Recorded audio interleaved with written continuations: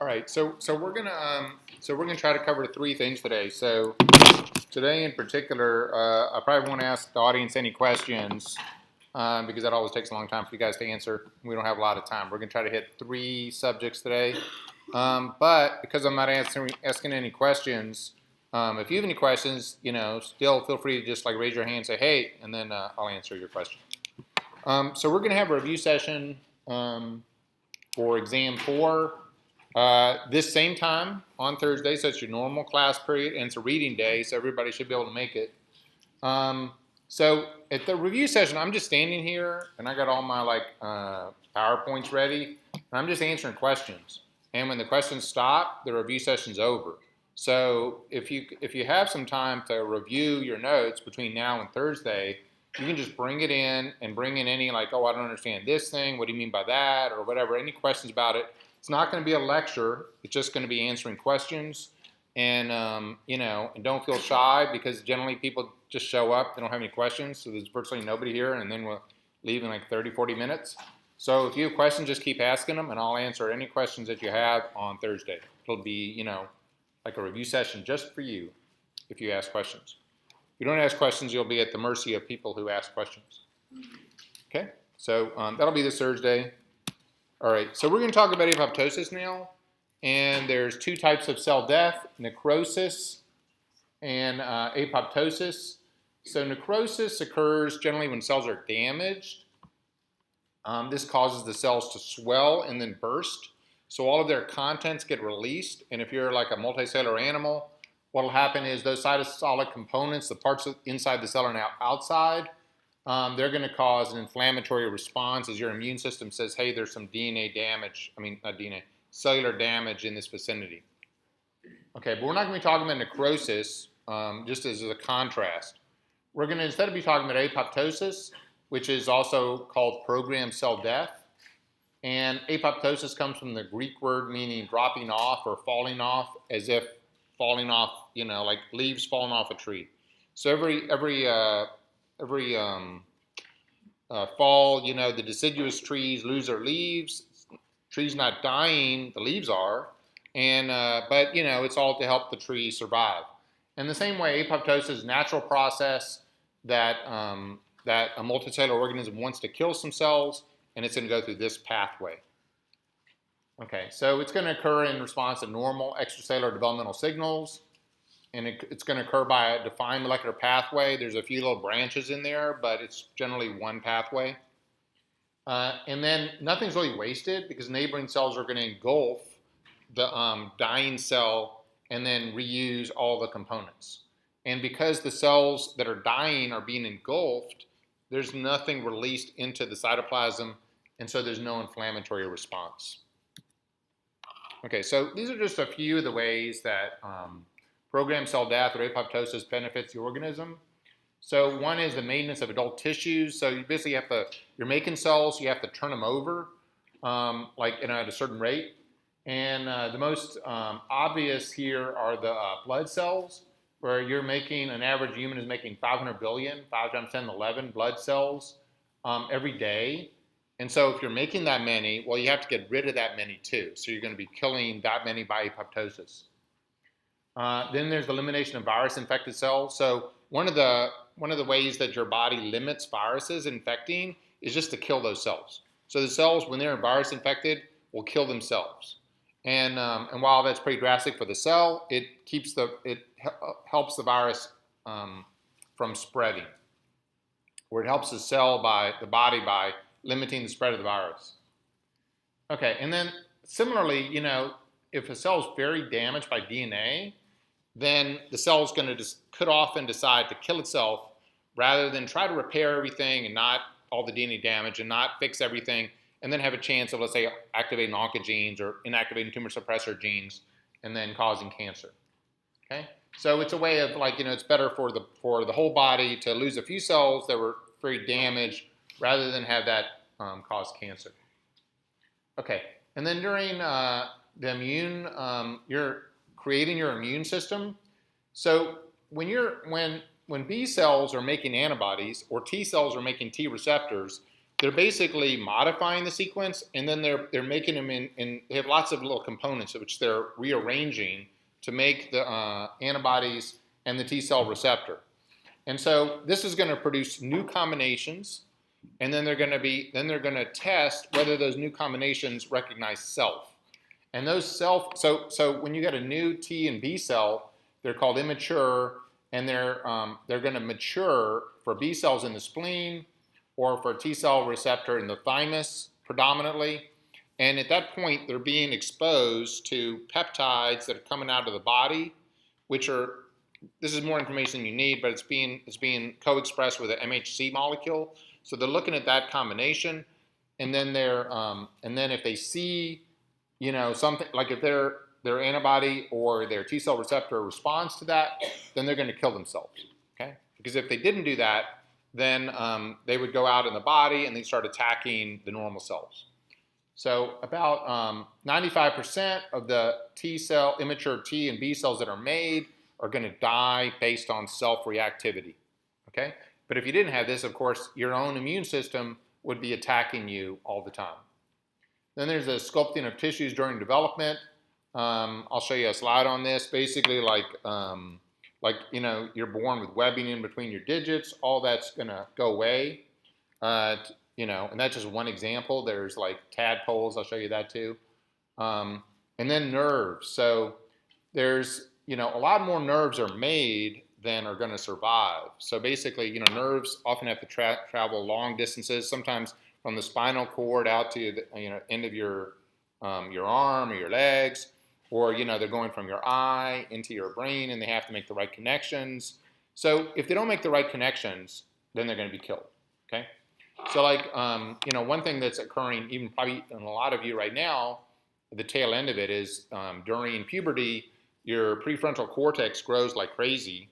And then during the ensuing years, till about 21 or so, it just keeps rearranging itself, and you get apoptosis as it's making the right connections. So this is like, a constant thing. There might be tail end of that, but it basically allows you to have,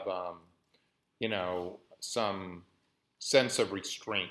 Like, should I really be yelling, like crazy at this party? Like, yahoo, like you do, like your early high school, and you're like, what are they doing, Well, because they haven't developed their prefrontal cortex yet, I would say. Maybe you could just say they're immature, but it's about the same thing. All right. So anyway, here's some of these examples of the developmental things. So like you can have like these webbing in between the mouse paws, and you can see that, this can be manipulated, right? So like you can have a duck, and the duck doesn't kill that, right? So the duck has webbed hands, so it can paddle well, but like a crow, it would lose it, right? So it has these, defined feet. So you can, these kind of things can be manipulated. The tadpole tail, the whole tail is apoptosed to give rise to the frog. So, but you could imagine changing that now that the frog would have a tail. So it's like, these are developmental uses of apoptosis, and they can vary between species, of course. All right, so these are some of the events that would happen if you looked at an apoptotic cell. So what you would notice is chromatin starts to condense, and DNA starts to fragment. And then it gets cleaved, right? The fragmentation is just cleavage. There's a DNase that's cutting it up. And as you know, there's you have nucleosomes with about 200 base pairs wrapped around the nucleosomes going to the next one, and then it's wrapped around, and you get 200 going to the next one. So when this thing cuts, it cuts at a site where it's connecting, and so you end up with like if you cut 4 of them, it's 4 times 200, or 3 is 3 times 200. So you end up with, if you were to take this and run it out on a gel, you'd get a DNA ladder, which is every 200 base pairs, and that's a sign of apoptosis, because it's DNA is being cut up in multiples of nucleosomes. Okay, then the nuclei, so you're going to get this chromosome condensation, and it's going to go to the periphery of the nucleus. Then the nucleus is going to fragment, and then by this time, that cell is generally engulfed, okay? It's just being taken up by the neighboring cell. But let's say you were doing this in tissue culture and there's no cells nearby to engulf it, or you induce them all to kill themselves, then what will happen is, even the cell will fragment. We call this blebbing, where it like puts out parts of itself. But this blebbing generally does not occur in the animal because it's already engulfed before that step.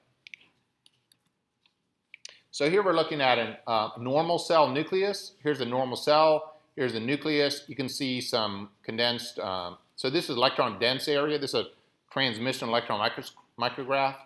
So this is just chromatin. You get a little bit, some condensed chromatin on the ends, like heterochromatin, or, I mean, who knows? This could be the bar body in a female, where the inactivated X chromosome. But generally, the chromatin is spread out here. A lot of it you can't see. But then you look at the apoptotic cell. This is the nucleus, this is the nucleus here. It's blebbing. The nucleus itself is blebbing. And if you look in there, you see this super dark area. Well, that's the condensed DNA. So the DNA is condensed, going to the outside of the nucleus, and the nucleus is starting to bleb out. Okay, so the nucleus, remember, the nucleus fragments first, and then the cell blebs out and fragments later. Okay, but as I said, before the cell can fragment out, it's going to be engulfed by a neighbor. And the signal for this is, so almost all the cells in your body have a receptor, and that receptor is looking for cells that are killing themselves. And so what will happen is the cell that's going to kill itself puts up on its surface a receptor that says, hey, I'm killing myself by apoptosis. Those two, so the other cell, which is looking for that, will see it. They'll have cell-cell communication through this receptor, and then that cell will get targeted. So the apoptotic cell is actually putting a molecular signal on its surface that says, hey, I've decided to kill myself. And generally, almost all your cells in your body have receptors for that signal so that they can engulf cells that are near them that are killing themselves. And then that gets autophagous, turned into like a big phagosome, and then just gets recycled. So you didn't actually waste that. I mean, you did waste it in a way because you have to, repurpose all those things. But it didn't just get like spilt out into the cytoplasm or like, the space in between cells. Not cytoplasm, space between cells. All right, so here again are some pictures of a necrotic cell. You can see the cell swelled and burst. All of its contents are gone. And then apoptotic cell, again, you've got this blebbing nuclei with a condensed chromatin. And then here's an engulfed apoptotic cell. And you can see you got engulfed before it started blebbing, and you got the condensed chromatin on the nucleus. But this whole cell is inside of a larger cell. All right, so this whole pathway was worked out in C. elegans, and while they were giving out the Nobel Prize for creating C. elegans as a model system, they also threw one out to Bob Horowitz, who had done a lot of the work in this pathway. Though my advisor actually identified the first cell death mutant, which basically was in that it basically perdured because it didn't put out the engulf me signal. That signal, that they're put out when they're, it was mutated in that. So you would just have apoptotic cells hanging out.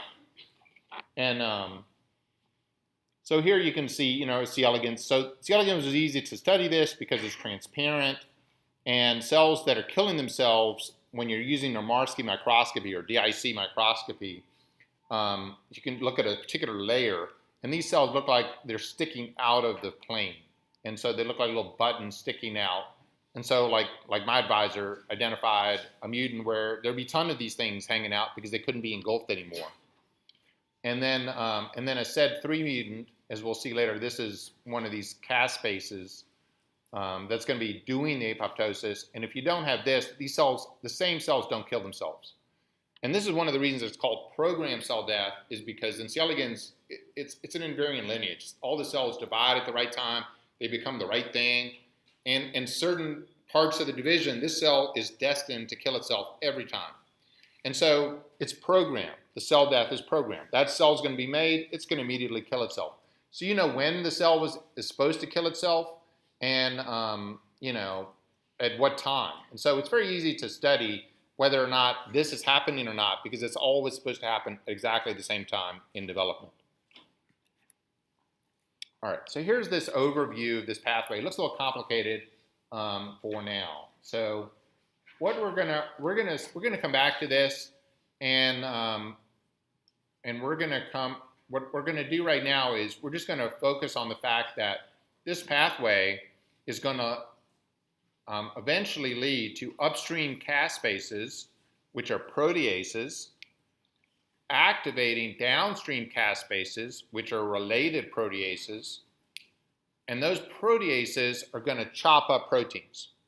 Okay, so activating these caspases, these proteases, are going to cause downstream proteins to get chopped up, and that chopping up those proteins is what causes apoptosis. All right, so we're going to be interested in how the upstream caspase gets activated and how it activates the downstream caspase. So all these things up here are going to be focused on activating the upstream caspase. Okay, so what happens when the caspase gets activated? So you can imagine different scenarios. So not all of them are to inactivate the protein. So here, activity is shown by this yellow halo. And you could have a monomeric protein, a single protein, and it gets cut, and now it was active, now it's not active. You could have a multi-protein complex with multiple proteins, and you could cut them, and they were active, and now they're not active. But you can also have other scenarios. You can have a protein that's inactive, and then when it gets cut, it now becomes active. And then you can have another protein that's an inhibitor of a protein. So the target protein's inactive because it's got an inhibitor. So now you hit the inhibitor, you inactivate the inhibitor, and it releases the active protein. Okay, so all these things. So certain proteins are going to be activated by these cleavage events, and certain proteins are going to be inactivated, and they're all part of a pathway for the cell to kill itself. So basically, a whole lot of downstream proteins are going to be modified by these caspases cutting. And remember we had talked about the ubiquitin pathway, right? And it gets a substrate and it just turns into little peptides. That's not what we're talking about here. We're talking about proteases that have a defined sequence they're looking for, and they just cut it right there. Okay, so they're only going to cut certain proteins at certain positions, and that's either going to inactivate the proteins or it's going to lead to their activity. So one example of this one here, where you have an inhibitor with a protein that's inactive, and then during apoptosis, the inhibitor gets cut, is the ICAD-CAD system. So ICAD is the inhibitor CAD, okay? So ICAD, it would be like this protein. CAD is the protein that's being inhibited. Well, what is CAD? CAD is the DNase that's chopping up the DNA, okay? So basically, in your cells in your body, there's a protein that, if it got released, would chop up all your DNA. And it's just being inhibited all the time, just waiting for when apoptosis occurs. When apoptosis occurs, the protein that's inhibiting it gets cut, it releases the DNase, which now chops up all the DNA in the cell, okay, into those fragments. So it's sort of scary, right? It's like you got a bomb in every cell in your body, waiting to you get activated, chop up your DNA. But that's how it actually works, right? Your cells are constantly poised to kill themselves if they get the right signal. All right, so now we're going to be talking about the upstream caspase activation, or what's happening. So, well, first off, the way the upstream caspases activate the downstream caspases is they're going to cut it. All right, so there's a pro-domain that's going to get cut and removed. Then it's going to cut the downstream caspase in two, but both pieces are going to assemble together. And in fact, it'll assemble as a dimer, and now you have the activation of the downstream caspase. Okay, so this is how all the downstream caspases get activated, by cutting them. Okay, so now there's two ways that we're going to talk about to activate the upstream caspases. That's the caspases that are cutting these downstream caspases. All right, so there's induced proximity. So what happens here is there's 3 binding sites, and it can bind 3 of these caspases that then will cut each other. These are upstream caspases, and then they assemble into, with, again, looks like a dimer with the 2 pieces self-assembling, looks like the downstream caspases. So what happens here is you've got 3 of these binding sites brought together. And we'll talk about this one at the end of the lecture. Okay? Then you've got another way. So this is all to make the upstream caspase. This one's called caspase 8. And then there's another one. It's for caspase 9. And these are the only 2 upstream caspases we're going to talk about. Caspase 9, and they're the main ones. Caspase 9 is going to get activated by the formation of a huge complex. Okay, so it's called a holoenzyme. Holoenzyme just means there's a lot of subunits. And it's made from APAF1 subunits. And those APAF1 subunits can only assemble if they're bound to cytochrome C, which is normally involved in the electron transport chain.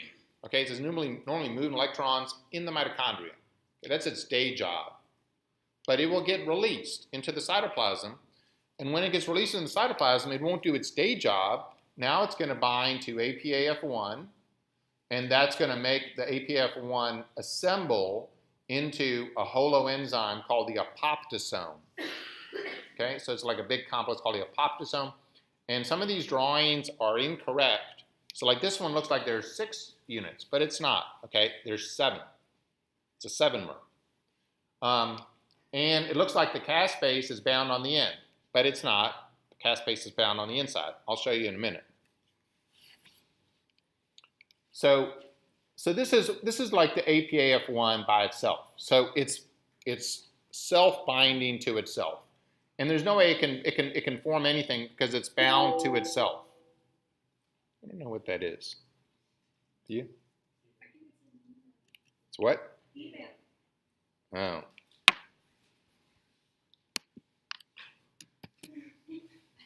All right, let's go back here. That's annoying. My text you will show up too. Don't do it. Nobody texts me. Hopefully you don't know my phone number.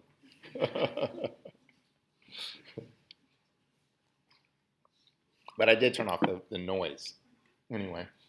Okay, so this thing is folded on itself, so it's not doing anything. But if cytochrome C binds to it, that causes it to not fold to itself. Okay, so cytochrome C is releasing the self-binding of the APAF1 subunit. So cytochrome C opens it up. Now that the APAF1 is opened up because it's bound to cytochrome C, it can assemble into a 7-mer. Yeah, just like shown here. And that thing is that is the apoptosome. Okay, and that's going to bind 2 of the upstream caspases, which are caspase 9. Okay, and this is a structure that came from studying C. elegans. So in C. elegans, the apoptosome is made with 8 subunits, and it looks like this. We're looking at it from the top. Now we're looking at it from the side, and now we're looking at it from the bottom. Okay, so what you see is that from the top, you can't see the hole.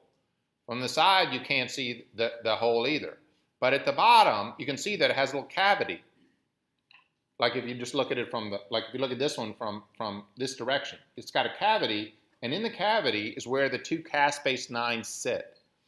Being in that cavity activates caspase 9. Okay, so remember, this whole thing could only assemble because cytochrome C was released, and then when cytochrome C is released, now it assembles, and now it can bind 2 caspase 9 to activate them. The mammalian one, which is just modeled, this one's actual crystal structure, and this one's a modeling, but it's got 7 instead of 8, not a big difference, right? This is look from the side. And then it also, here we got a cutaway view. It's not from the bottom. Now we cut it away from the side. I don't know why they're doing differently. And you can see that from the side view, it's got 2 caspase 9s in it. Okay, but again, it's activated the same way. And so this is all in response to the thing assembling when cytochrome C is around. Okay, so we've been working backwards, okay? We've been working backwards from the upstream caspase, Cas9, to the apoptosome, forming from APAF1. Okay, APAF1, and that was only able to form because it was self-binding. It could only form when cytochrome C was released. So cytochrome C bound it. Now it could form that a big apoptosome, and 2 caspase 9s could bind and get activated. Okay, So now what we have to focus on is, well, how does the cytochrome C get released? Because not normally cytochrome C is in this inner mitochondrial space right here, okay? Well, how's it going to get out, okay? So now we're going to focus on how cytochrome C is released to activate the apoptosome, APAF1, to form the apoptosome, to activate caspase 9, okay? And we're going to be looking at these components, BCL2, which is anti-apoptotic, and it's got related proteins called BAX or BAK, BAX, BAK. These things are pro-apoptotic, and they're going to be involved in releasing cytochrome C. All right, so BCL2 was identified actually initially from cancer. There were some mutations that increased its expression. And that caused white blood cells that were normally, like you normally have to kill billions of them a day. But these white blood cells had BCL2 overactive, like overexpressed, and they were not dying. And that right there was causing leukemia, okay? So to get leukemia in blood cells, all you have to do is just prevent them from killing themselves. Because they're still going to be made, billions of them are going to be made every day, but you're not killing them, so now you're going to end up with billions too many cells. Every day you go by, you get billions of extra cells. Okay, so that's how it was identified, and we're going to get into how it works, but first we're going to look at its structure. Okay, so there's three classes of these proteins. There's these pro-survival things, and that includes BCL2, we just talked about, BCL-XL. So these are the two major ones that you might see in these slides, but there's more. Then there's the ones that cause apoptosis, pro-apoptotic. And then the two we're going to talk about are BAX and BAK. But these are almost interchangeable, and these are almost interchangeable. We don't need to worry about them too much. And then there's the BH3 only, and here we're going to talk about like BIM and BID and BAD. Or maybe we'll just talk about BAD and BID. We'll see. We'll see what's in the slides. All right, so you can see they're all sort of related to each other. So they all have a BH3 domain. But the BH3 only pretty much only have a BH3 domain. The pro-apoptotic have a BH1, BH2, and BH3 domain, and the pro-survival have those same three plus a BH4. So they're all coming from the same ancestral gene, and these are duplicating gene families. But as they've duplicated, they've picked up different roles. So these are going to prevent apoptosis. The middle ones are going to cause apoptosis. And the BH3 only are going to initiate apoptosis, okay? And we'll see what they're doing in a minute. And they all have this transmembrane domain, so they can all go into membrane. Okay, so here we're looking at some BH3 only proteins activating this pathway to release cytochrome C, to bind APAF1, to form the apoptosome, to activate the upstream caspase that then activates the downstream caspases, okay? So we're still interested in how the cytochrome C is released, and this slide does not tell us that, okay? It's just like a picture of the process from a big view. So now we're going to get into how is the cytochrome C released based on these proteins. So this slide is critical, okay? So this is the critical slide that explains how it goes. Some other slides are going to have misinformation. This is the real slide. So if you have any confusion about what the correct slide is, it's this one. All right, so what's going to happen is the BH3 only protein have to get activated through some mechanism. Maybe they were inhibited, and the inhibitor has to be inactivated. Maybe they're inactive to begin with, and you have to get cut. Something's going to happen to the upstream protein, the BH3 only protein, to activate it. Okay, so then what happens? So ultimately, we're interested in how cytochrome C gets released from inside the mitochondria, which is this bottom part, to outside the mitochondria, which is up here. And the way they're going to get released is the pro-apoptotic proteins, when they're in the plasma membrane, are going to multimerize to form a huge channel. So they're going to bind each other, and as they bind, they exclude the plasma membrane on the inside. So we end up with a big hole. in the mitochondria. So like this is what it looks like.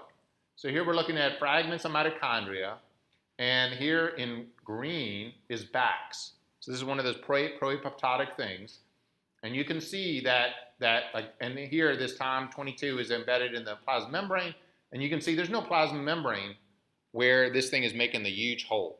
Okay, just a humongous hole in the outer membrane, and cytochrome C and anything else in there can just come straight out because it's a big hole. Okay, so let's go back to our slide. Now, what we're interested in is how this thing can form. Well, okay, so these proteins are generally not even in the membrane to begin with.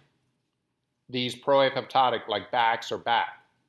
What will happen is the BH3 only is required to put it into the membrane.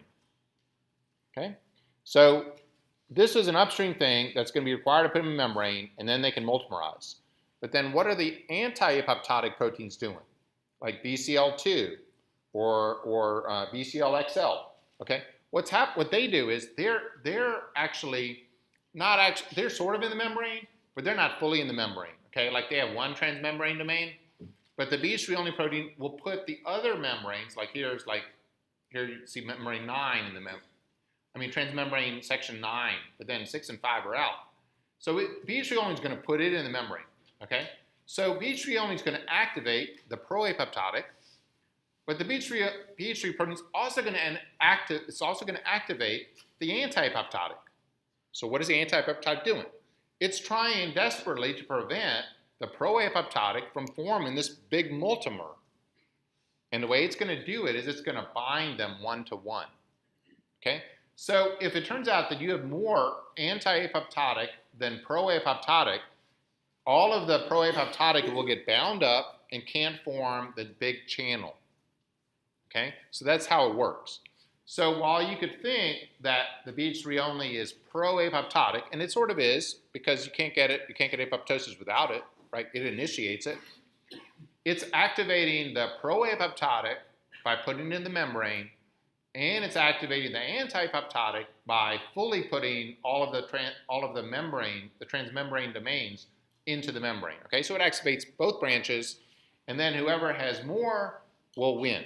Okay, if there's more anti-apoptotic, no apoptosis occurs because they can't form this channel. If there's more proapoptotic, then yeah, some of them will get bound up by the anti-apoptotic, but there will be enough left over that they'll form that channel.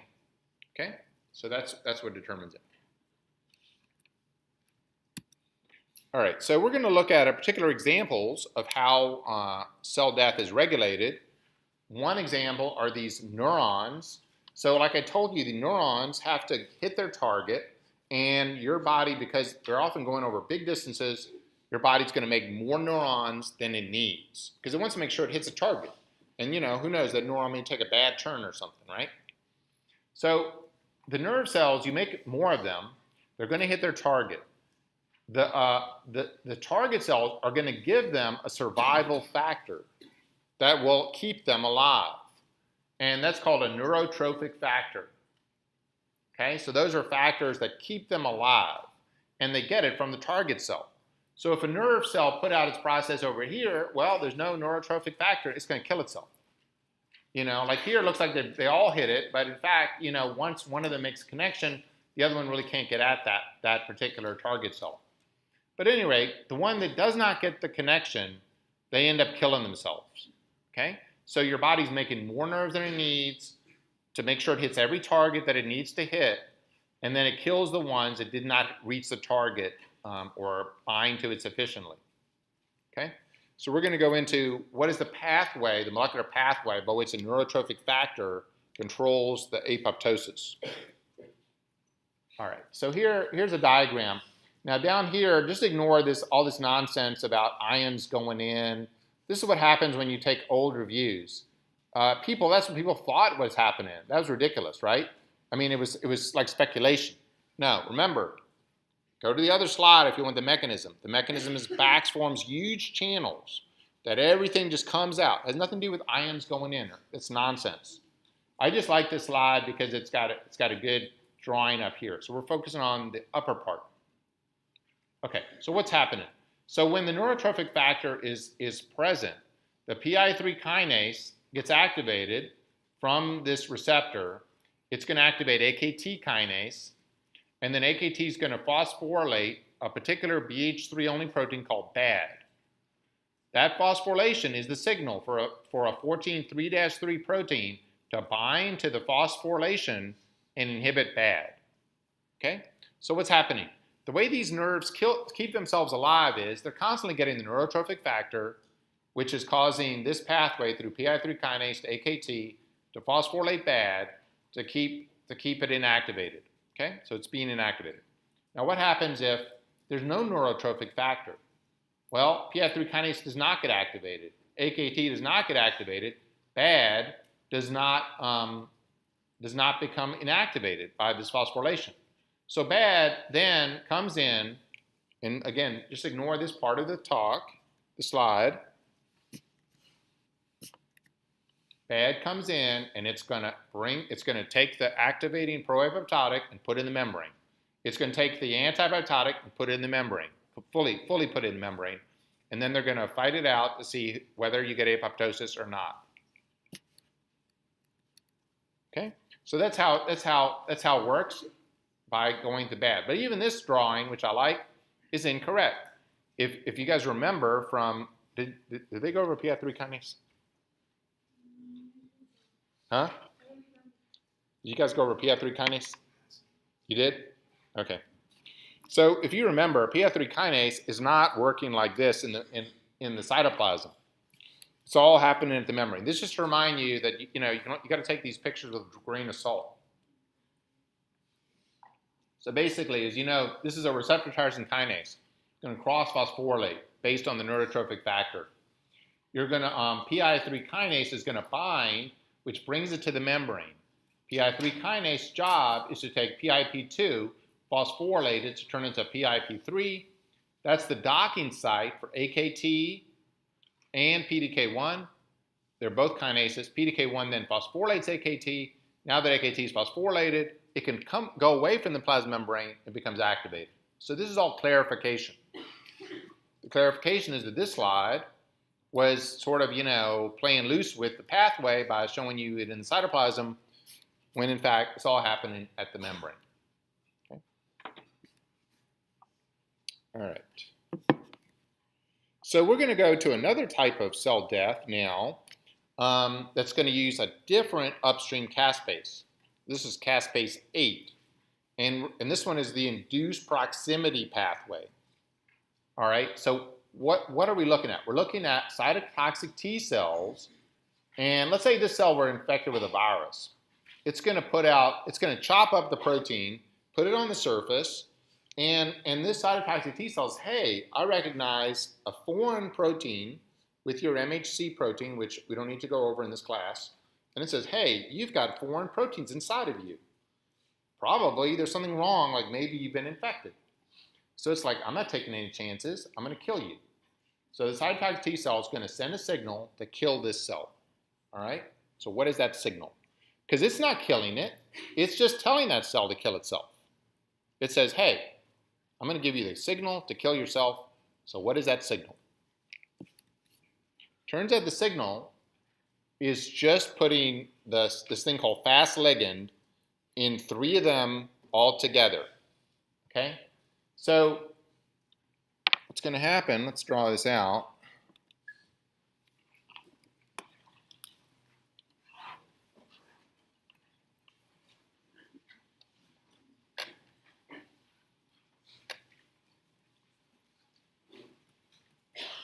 So the cytotoxic T cell, when it's made a determination, it's going to kill the target cell. It's going to put out on its surface 3 of these binding sites or ligands next to each other, and it's going to make them all go in the interface next to where this target cell is. It doesn't want to kill just every cell around it. It just only wants to kill this cell. And it's going to put these in this domain, in this area. Okay? These will get bound. So these things were originally just floating around. But because there's 3 of them now, they'll bind to the 3, okay? And the fact that these things which were just floating around are now localized right next to each other, 3 of them, that's the signal. So it's sort of like receptor tyrosine kinase. The bringing them together is the signal. And in this case, bringing 3 of them together is the signal. And this is, of course, this isn't secreted. You can get some of these secreted, but here the cytotoxic T cell wants to kill this particular cell, so it's going to put it on its plasma membrane, right? It's putting it on its plasma, so it doesn't diffuse around. It doesn't want to kill every cell in that area. It's going to do this. So there are some situations where you will get these soluble ligands that are triples to kill things, but that's not what we're dealing with now. All right. So what happens? So you got the fast ligand, 3 of them. The ligand just means it can be bound to the receptor. And for cytotoxic T cell, these are connected to the plasma membrane of the cytotoxic T cell. So then fast is the receptor that binds the fast ligand, and you get 3 of them. So remember, before they were not together. They're now binding them, and they come together. So you get 3 of them together. These fast receptors are associated with an adapter protein that can bind caspase 8. Caspase 8 is the upstream caspase. So it can bind 3 of them, and what they're going to do is they're going to cut each other, the caspase 8, and then again you get that formation where you've got it's cut and then it reassembles 2 cut ones together, and that's the active caspase 8 that's going to cut the downstream caspases. Okay, so the way the cytotoxic T cell has killed the cell is by putting this triplet fast ligand on the surface next to it to allow the fast receptor, which is already expressed on the cell, on every cell. They're just waiting to get the signal to kill themselves. And then said, oh, I guess, the cytotoxic T cell is telling me to kill myself, so I better kill myself. And that's what's happening through this pathway. So this is a sort of complicated slide, but it illustrates an important point that so this one's called, the one we just went over, and this is, again, you can just call this fast ligand, and then this fast receptor. It might have different names here, but there are other classes of fast-like proteins, okay? But for this class, we'll just call them fast and fast ligand. And then this adapter is called Fab. So it's basically the same as this whole thing. It's just got different names. Okay, so it's going to bind the procaspase 8. They're going to cut each other, and then you get that active thing where the part that gets cut will self-assemble the 2 pieces, and that's the active one, that will then take the downstream caspases and cut them, and then they'll become active, right? That's the pathway, okay? And then these ones will then start chopping up cellular proteins, and that's how you get apoptosis, okay? But it turns out that that there's these things called inhibitors of apoptosis. So there's actually a number of places where, the cell doesn't want this to just happen by chance. So it's got things in there that are like buffers that are just preventing this from happening unless you get a ton of signal. So one of these things is this flip. What is a flip? A flip looks like caspase 8. It can bind in there too. So if you were to get a flip in there, they can't cut each other. Okay, so it's like a buffer, right? You got to get a whole lot of these things so that you use up all the flips. Okay, because why? Because the cell doesn't want to just kill itself for nothing, right? Like you just happen to get these 3 together, and now the cell kills itself. That's not good. So you got a buffering system. Okay, the flip is you got to dilute it out because it's a competitive inhibitor for this pathway. It's going to look like caspase 8 and block it. Okay. So then there's another inhibitor. There's another buffer that's going to prevent this from happening. There's these inhibitors of apoptosis, or IAPs. They're going to prevent the procaspase from getting cut to the active caspase. These are the downstream caspases, okay? They're going to prevent the upstream caspase from doing that, okay?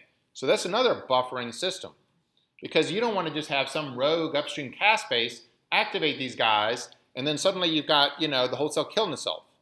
So it's being prevented by these inhibitors of apoptosis. And these were actually identified here at UGA by Lois Miller.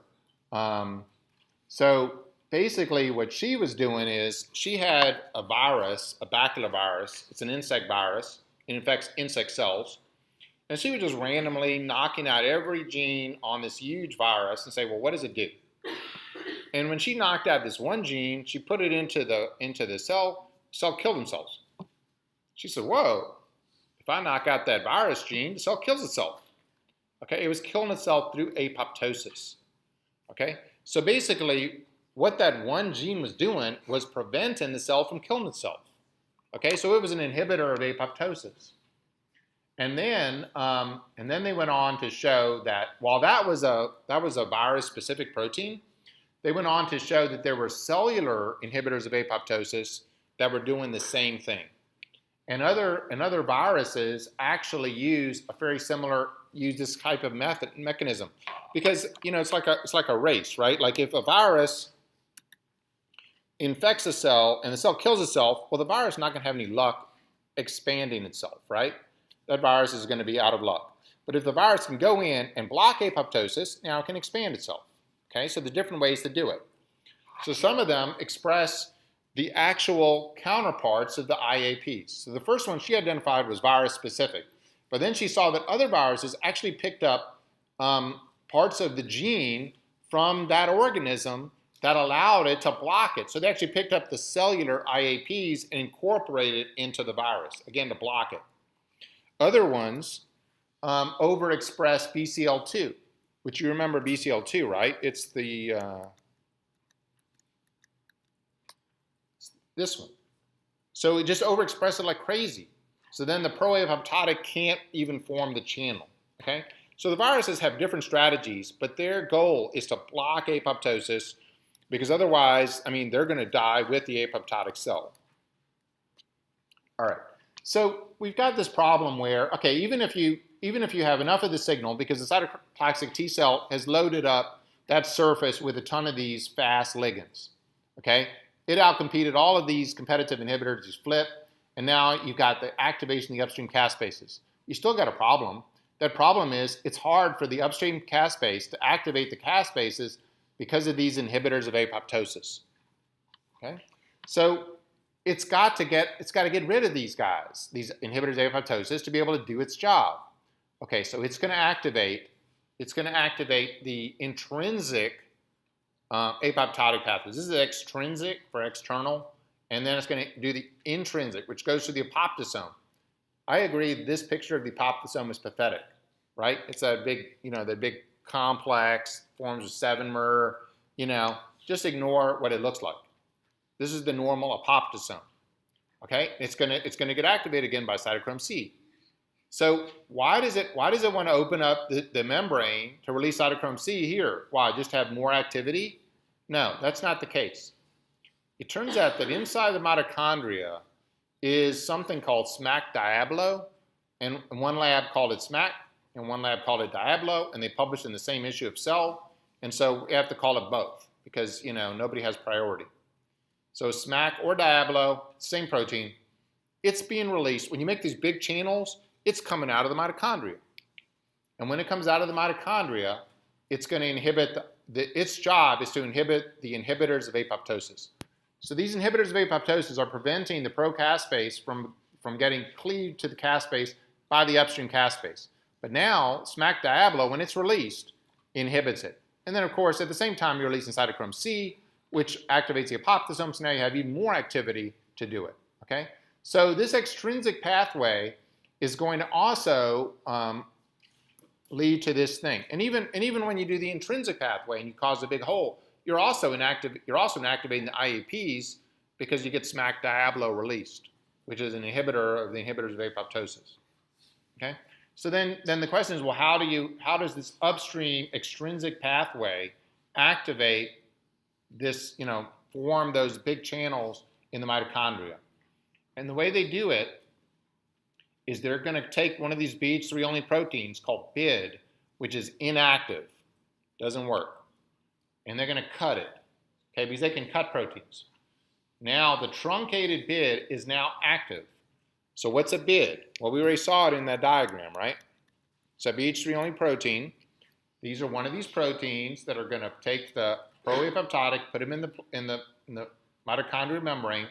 They're going to fully put in the antipoptotic in the membrane, and then you have that fight to see if you make the channel or not.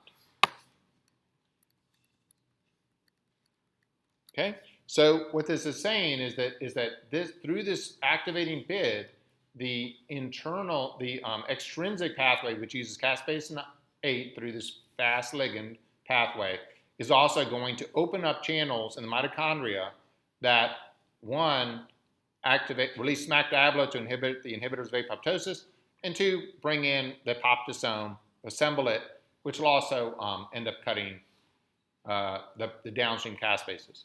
And then the only thing we want to talk about is that P53. Remember how when you have a lot of DNA damage, well, if you have any DNA damage, P53 gets activated.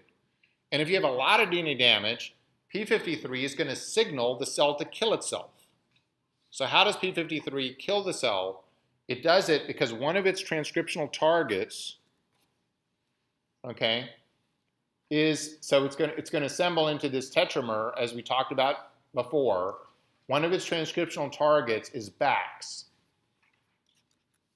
And then you're like, by now I hope you know who BAX is, but if you forget, you can always go back to the same slide. BAX is one of these pro-apoptotic. And remember, it's always a fight between the antipoptotic and pro-apoptotic. So when P53 makes a whole mess of BAX, you're much more likely to overcome this inhibition and form these big channels. Okay, so that's how P53 promotes apoptosis when there's a lot of DNA damage. Okay, is there any questions about that?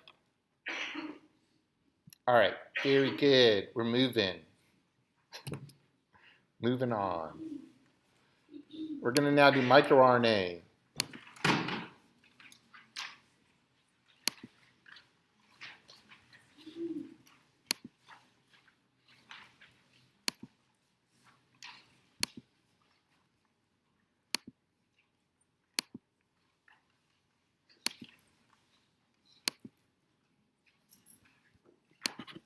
All right, so we're going to talk about microRNAs and RNAi.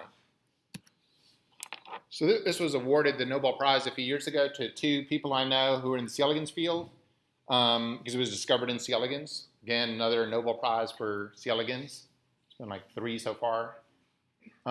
So basically, what this is at its core is if you have double-stranded RNA, okay, double-stranded RNA is going to cause the degradation this is for RNAi, okay, RNA-mediated interference.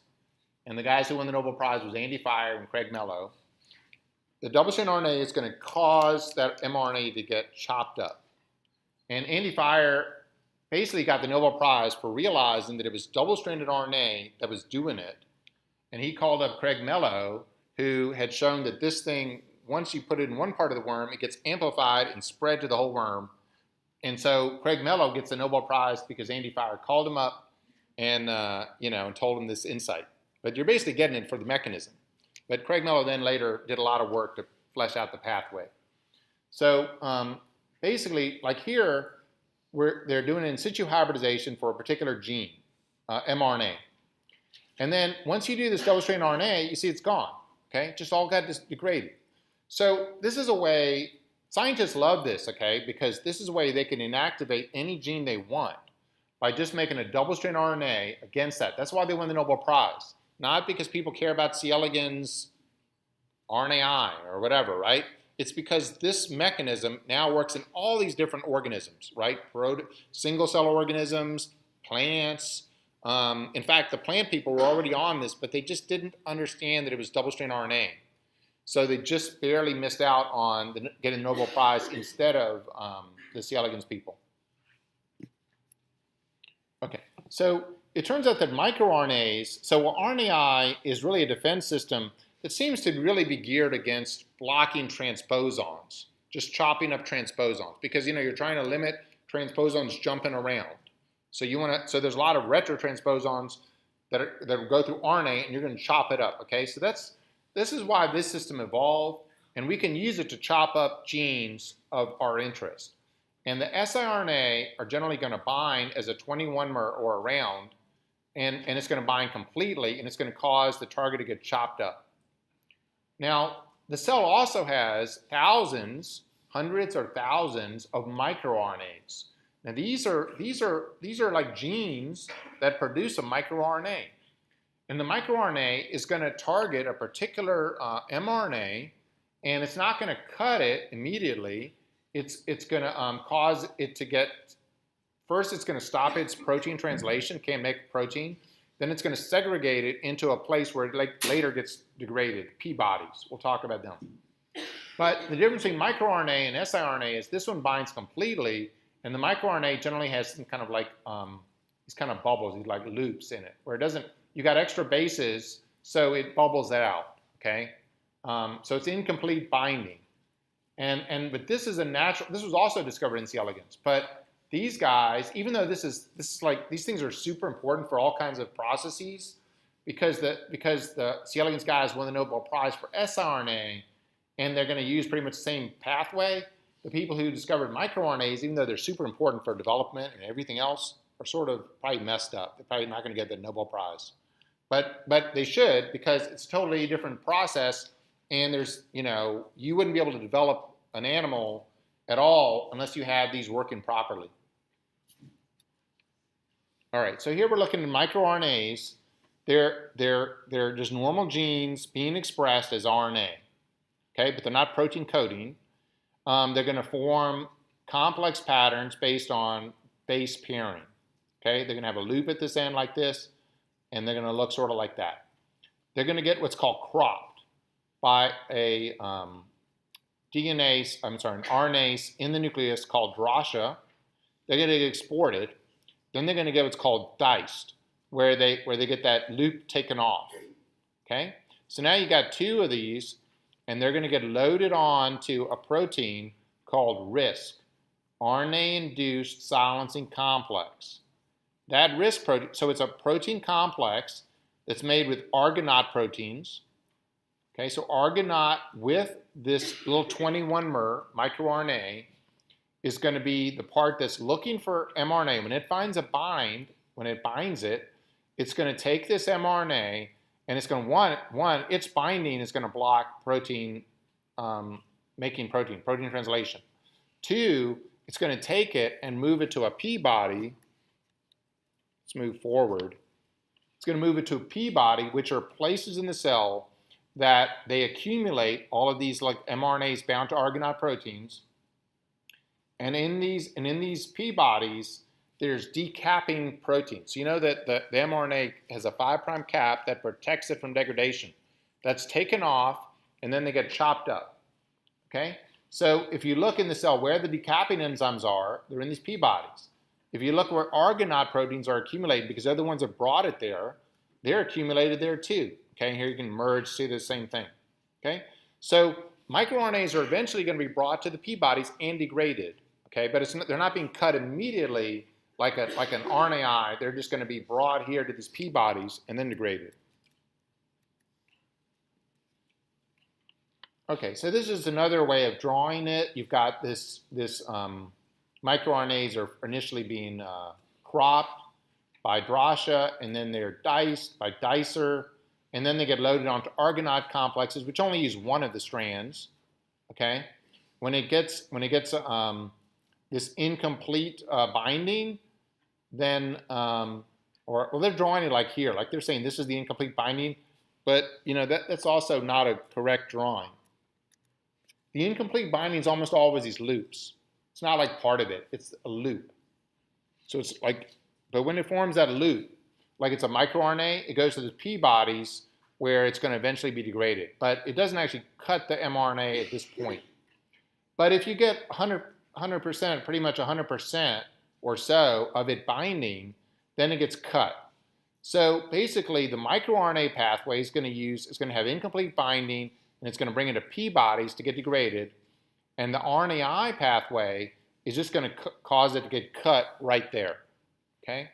And this RNAi, as I said, is to block transposon movement, but you can make it against anything you want, and it'll cause the mRNA to get cut. And without that 5' cap, like if you've got a cut here, it'll immediately, what's protecting the mRNA from degradation is the 5' cap and the poly A tail. But when you cut it in the middle, now it's just going to be chopped back because it doesn't have a cap on this side, and chopped back here because it doesn't have the poly A tail protecting it. So it'll be degraded rapidly once you cut it. So this is what it looks like when you have Argonaute proteins bound to the target mRNA. And these are the sites that cut right here for slicing when it's bound.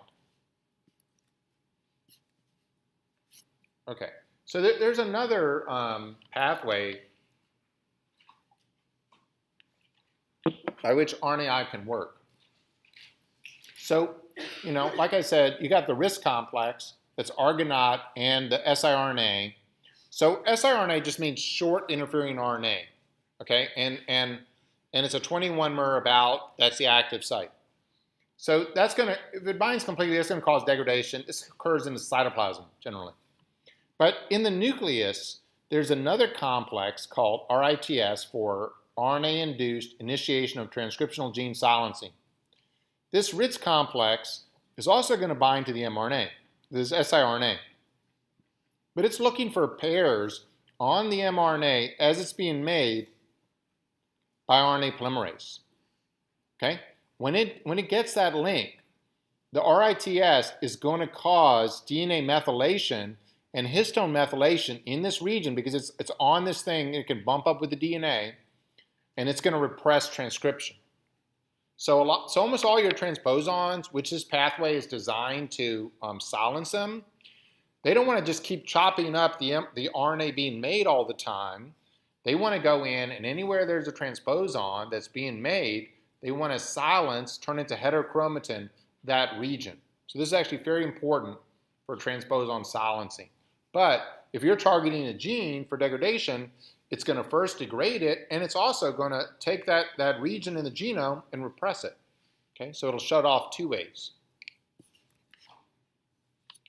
So when this came out in C. elegans, first everybody wanted to work in C. elegans, so we had huge influx of hundreds and hundreds of people because everybody wanted to be able to knock out their gene of interest. And the mammalian people were really stymied. They were like, man, this is such a great thing, but we can't do it. And the reason they couldn't do it is because C. elegans people put in a humongous amount, like 400 or more bases of double-strand RNA. It actually gets chopped up. You get tons of these little target RNAs, these siRNAs, and it works great. It knocks out everything. But if you put in a big piece of double-strand RNA in mammalian cells, the mammalian cells are going to shut down protein translation. Mammalian cells, they've been infected by a double-strand RNA virus. And their first response when they're infected by a double-strand RNA virus, stop all protein synthesis.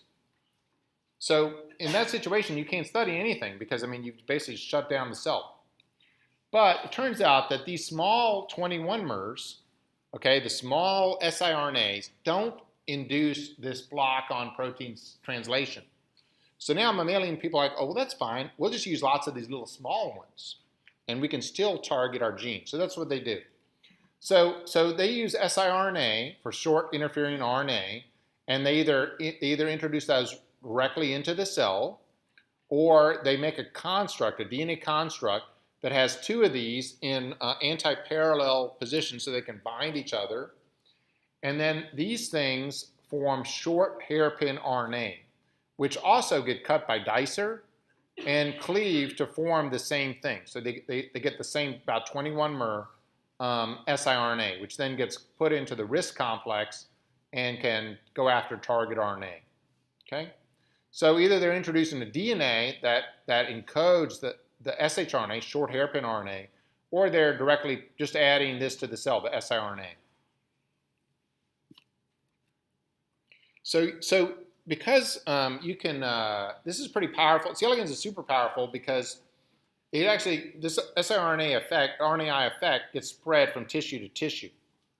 And so what you can do is you can have bacteria that can't chew up double-strand RNA because they're mutated, and they express this double-strand RNA, so they're basically making it in both directions, and they form large double-stranded RNAs.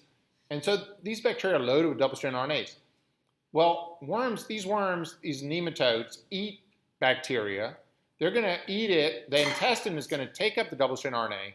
The intestine will then chop it up into little pieces and spread it into the rest of the worm. And they actually amplify it also. So they can amplify it also. And then it gets spread out to all the tissues. And you can basically inactivate, like you can do this feeding library where they're eating the double-stranded RNA, and then they shut down the gene in the eggs, right? It gets into the germ line, and then, but they can knock out any tissue they want. So basically there's libraries where if you want to do a screen, you don't have to inject or do anything. You just feed them one particular bacteria, expresses the double-stranded RNA for one gene. You feed them a different bacteria, expresses the double-stranded RNA for another gene. So you can have, so you have libraries, like I have a library in my lab that has like about 16,000 different bacteria that have different genes. And I can just screen by just allowing the worm to eat that, and they'll inactivate the gene. You can say, well, what's a gene good for? And you can inactivate it, right? Like here's a particular gene, you knock it out, and the mitotic spindle doesn't form in the one-cell embryo. Can't form it. So it's a great way of screening for new genes, and then you know exactly what the gene is because that bacteria only expresses the double-stranded RNA for that gene.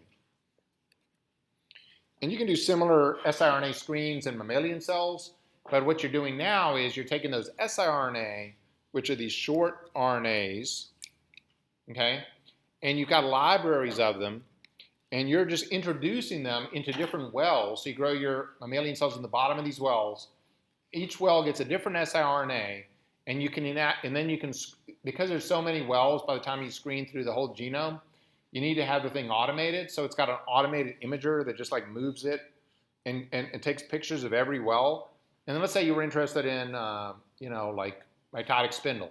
So now you can knock out, you can say, oh, the mitotic spindle doesn't form two, it forms monopolar or multipolar, or it doesn't have asters or whatever.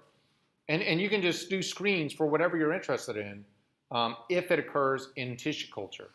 So in this way, you can also do genetic screens by knocking out all these genes in mammalian cells also. All right, so we're moving on. We only have a few minutes left, so we're going to go with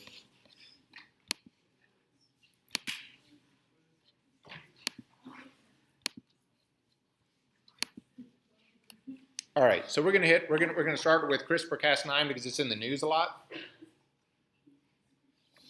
So this is the most powerful genome editing approach to date, and people just like the politicians don't even understand what's happening because there's no limitations on it yet. But you can do almost anything you want with it, as we'll see. So it's naturally a bacterial defense mechanism. CRISPR stands for clustered, regularly interspaced, short palindromic repeats. So what these are regions in bacteria that they see these sequences one after the other, and they have a set spacer in between, so they can tell these are repeats. Okay, but each one of the repeats is different. And what's going to happen is the bacteria, when they get infected with like a phage, a virus, or plasmid DNA, they're going to cut it, and then they're going to turn it into one of these CRISPR repeats, okay? So, like if you get a plasmid DNA introduced, it gets cut, and then turns into one of these CRISPR repeats with sequence in between that tells it how to use it, okay? But it's basically, which allows it to load into these DNases called Cas.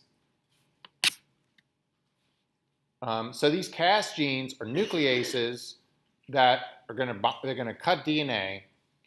They're going to bind to a guide RNA, and they're going to target whatever that guide RNA tells it to cut. Okay. So again, the reason these things are arising is, let's say that you got some plasmid coming in. The bacteria is like, what is this plasmid? I don't want this plasmid. It's going to cut it, and it's going to put it into this CRISPR repeat. The Cas9s are always being made. There's lots of them. People like number 9, and so number 9 works well, and that's why it's called CRISPR-Cas9. But now, because people are using different Cases or different types of enzymes, they're generally just calling the whole system CRISPR. So what happens is then each one of these things is then being expressed along with extra sequences on the end. That extra sequence allows it to get embedded into the Cas proteins, like Cas9, and then it'll chop up at whatever sequence they took out of the plasmid, it'll cut it at that sequence. And it'll work for a virus too, a double-stranded RNA virus. So this is a defense mechanism where if a strange piece of DNA comes in, it's going to take it, put it into the CRISPR array. That CRISPR array will get turned into RNA. The RNA will get loaded into the nuclease, and it'll use that as a guide RNA to target what it wants to do. And you could say, well, why doesn't it target these sequences, right? Because there's a whole mess of them, right? And it's looking for those sequences. But it can't target these ones because it uses this thing called PAM. So PAM is one of the things that it's looking for. And the PAM is like this NGG. Then this thing binds here. So your guide RNA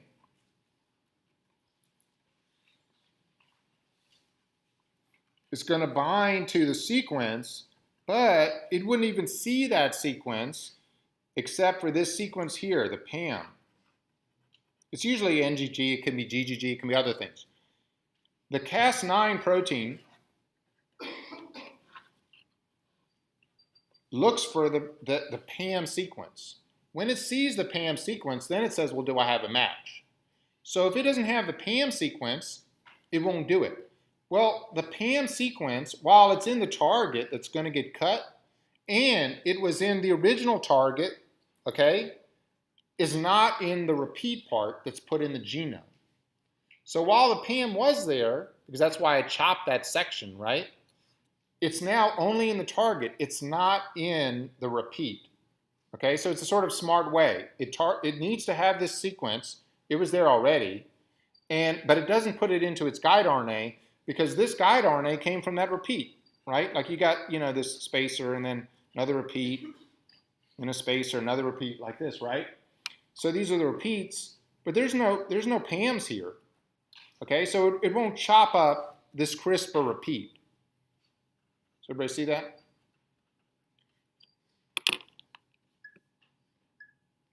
Okay, so all right, so how is this being manipulated? It's being manipulated like this.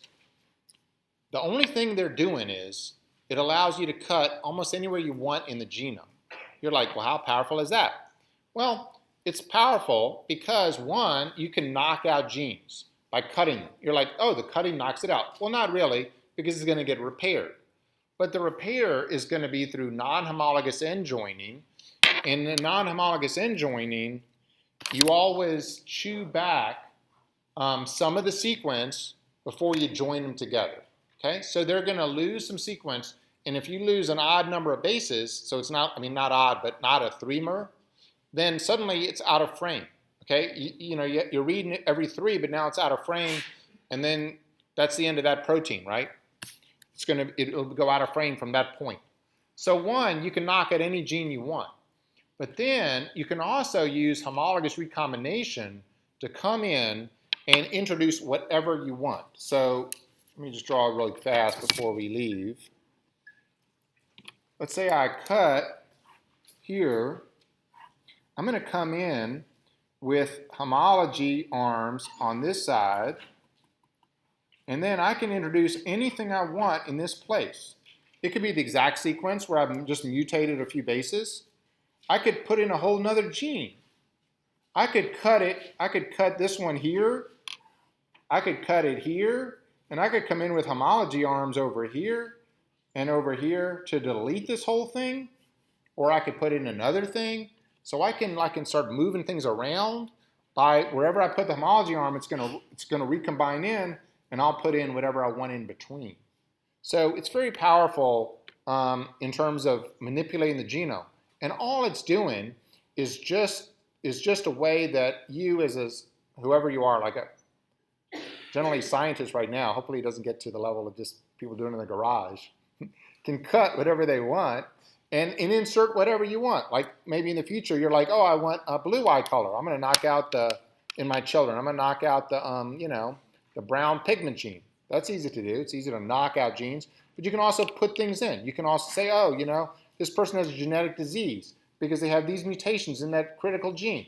I'm going to cut it. I'm going to put in the right sequence or whatever you want. I want my child to be stronger. I'll affect growth hormone levels. I'll do what I want until it gets regulated. But it may not be regulated, But it's coming. So anyway, that's it. So the rest of this thing won't be on the exam, only up to CRISPR, and the rest of it's not on there. And review session 2 days.